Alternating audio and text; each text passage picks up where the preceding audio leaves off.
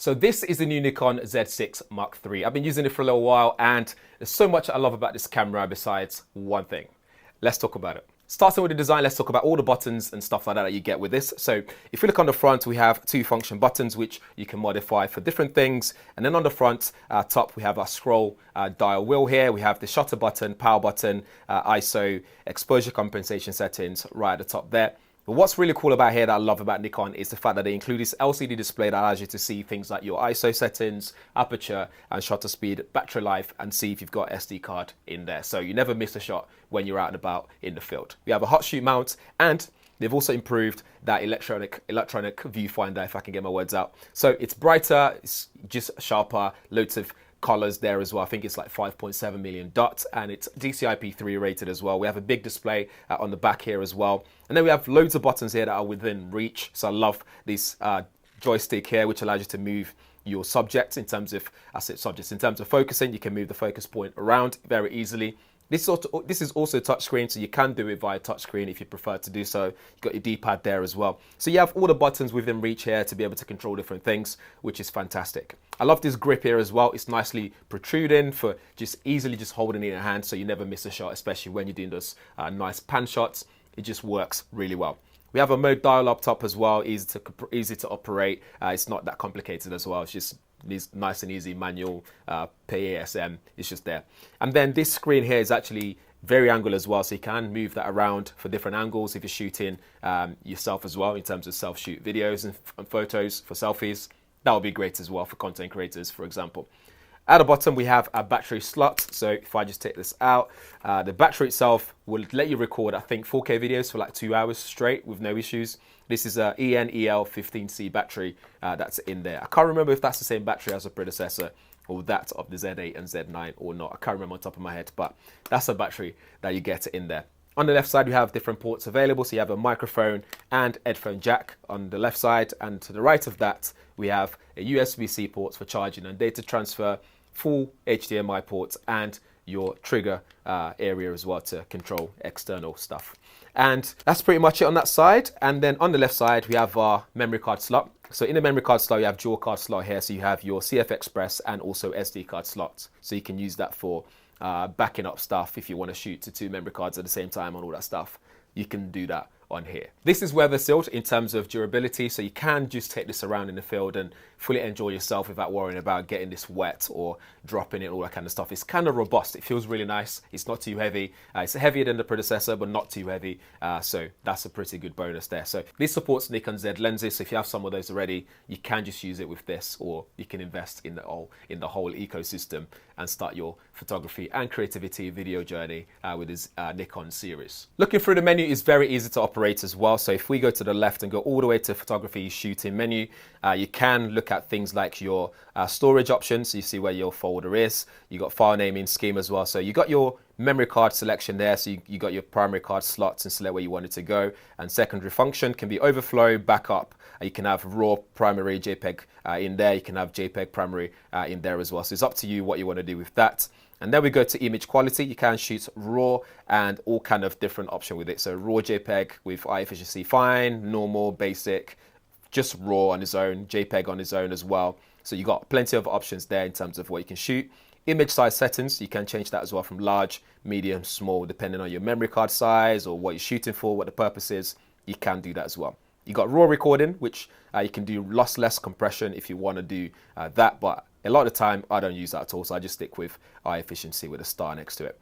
And then things like white balance is there, picture control, so you can go into picture control and select all this kind of like filters that's available. You can also adjust it as well, so in adjustment you can do like your sharpening, mid-range, clarity, mid-range sharpening, etc., contrast. You can do that as well. This is also touchscreen, so you can control it by tapping the screen if you prefer to do so. And then we go down here, we have photo flicker reduction available, high frequency flicker reduction available as well. You might use that sometimes if you can't control the flickering in the background and stuff like that. Focus mode, you have autofocus single, autofocus continuous, and manual focus.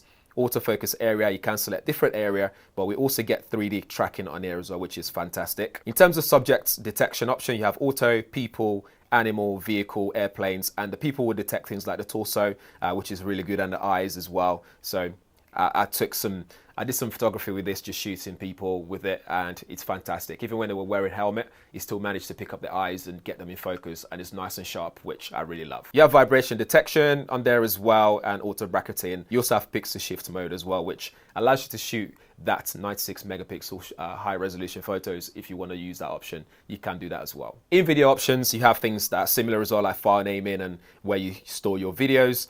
But what we want to look at here is the video file type. So you can shoot straight into the camera. You got NRAW, which you can then go to tone mode to shoot NLOG if you like to shoot flat, and then color grade afterwards. We have ProRes RAW HQ 12-bit, which is MOV file. You got ProRes 42HQ 10-bit MOV file as well. Again, you can go in and shoot NLOG if you wish to do so. You got H.265 10-bit movie MOV. You got H.265 8-bit and H.264 8-bit as well. Depending on which one you choose will affect the frame size and frame rate that you can shoot in. You can go all the way there to 3024p at 30 frames per second, and we can go all the way here. We can go down to 120 frames per second, so that would only let you shoot at 1080p for 120 frames per second. So you get loads of options there depending on which video file type you've selected. You got video quality for NRAW, so you can choose high or normal. You got image area, white balance control, etc. All in there for you to choose different things. You also have stuff like eye frequency, flicker reduction available there as well. Focus mode, the same thing in terms of subject detection. So you can see there you got airplanes, people, animal like birds, cats, etc. You can do that on there as well. So yeah, vibration reduction, again for your stabilization, and loads of options available for audio in terms of the input selection and sensitivity, all in there for you to go through and change different settings. But overall, the menu is easy to get on with and find things that you want to control and change the settings for, all in there for you. One of the qualms I had with this is connection with your smartphone app. It wasn't always the best in terms of how well it worked. Sometimes it works, sometimes it doesn't, sometimes it glitches. But when it does work, it works really well to be able to transfer your files straight to your smartphone and start sharing them on social media or wherever you want to share them.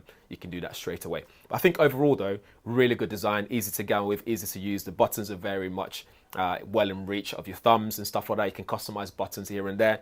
The electronic viewfinder is one of the best I've had on a mirrorless camera, so it works really well. So overall, in terms of design and usability and options available when it comes to photography and video, you have loads of good options there as well to be able to get those shots whenever you need them. Elsewhere, in terms of specifications, so autofocus is a hybrid autofocus system, so contrast and face detect autofocus. So you can get up to 299 focus points in auto area for autofocus.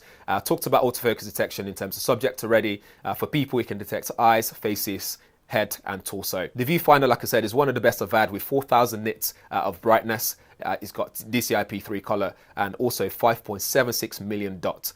So that's very good. For your maximum continuous shooting, I mentioned that briefly already as well. We have 120 frames per second for JPEG in 10 megapixel DX mode, 60 frames per second in 24 megapixel mode. In RAW, you can shoot 14 frames per second with mechanical shutter and 20 frames per second for electronic shutter. The new partially stacked CMOS sensor in there enables faster data readout, which is good. This means things like your subject detection and tracking system works really well. The same thing we get in the likes of the Nikon Z9 or Z9 and the Nikon Z8 as well. So you can expect those kind of features in this smaller body. In terms of processing power, it works really well. The design is great as well. You got that XSpeed 7 engine in there, which allows things to work smoothly and sharply as you want it to, when you want it to, so you don't miss a shot. In fact, your burst mode here, you can see there, release mode, you can select different options that's available there, like continuous eye, 60, 120, self timer, all there for you to shoot whatever you want to shoot. But I think overall, fantastic camera. I got some amazing shots out of it as well. I've been enjoying the color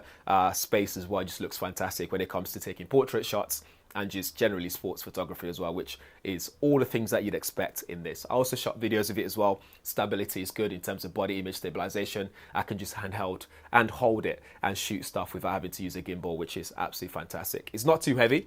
It's just a really good weight. It's like just perfect for me. I like this sort of weight on a camera, and this also means when you use it with a gimbal, you're not going to worry about the weight of the camera there at all. So having said all these amazing things about the Z6 Mark III, I think the only thing that I had qualms with is, like I said at the start, is basically the price point. I think it's quite expensive for what it is, especially when you compare it to the likes of the Lumix S5 Mark II or even the Mark II X. You'll be able to get those cheaper and get all these things that's in this camera plus a bit more. So That's something to consider. So if you wanna invest in the Nikon ecosystem, absolutely, you're fine, go with it. But if you're upgrading for the Z6 II, for example, but if you're in the market for something new like this, a mirrorless camera, then you can consider the likes of the Lumix S5 Mark II. But yeah, overall though, really good camera. If you guys have any questions, drop them in the comments below. I'll do my best to answer. And yeah, thanks for watching. I'll see you guys in the next one.